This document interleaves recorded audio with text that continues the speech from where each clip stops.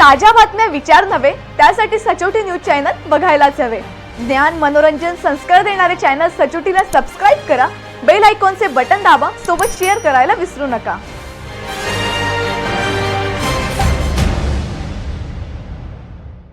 Shalarth ID घोटाळ्याच्या प्रकरणात नाशिक जिल्हा परिषदेचे तत्कालीन शिक्षणाधिकारी नितीन बच्छाव यांच्यावर शासनाने निलंबनाची कारवाई केल्यानंतर शिक्षण विभागात खळबळ उडाली आहे। मात्र निलंबनापुरते प्रकरण थांबवायचे की बच्छाव यांच्या संपूर्ण प्रशासकीय कारकिर्दीची उलट तपासणी करायची हा आता सर्वात मोठा सवाल बनलाय। शालार्थ प्रकरणाच्या तपासात जर संशयास्पद बाबी समोर आल्या असतील तर जळगावमध्ये कार्यरत असतानाचे निर्णय आणि नाशिक येथे प्रभारी शिक्षण उपसंचालक म्हणून कार्यरत असताना घेतलेले निर्णयही तपासाच्या कक्षेत आणले पाहिजे, अशी मागणी जोर धरत आहे। जळगावच्या फायली उघडल्या तर काय बाहेर येणार?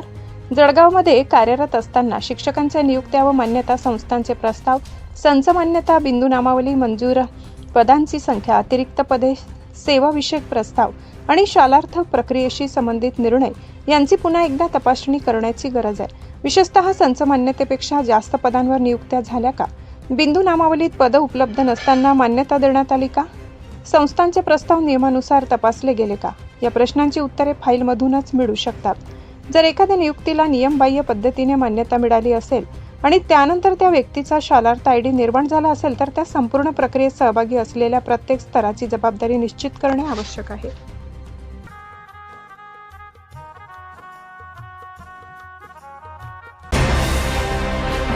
ताज्या बातम्या विचार नव्हे त्यासाठी सचोटी न्यूज चॅनल बघायलाच हवे।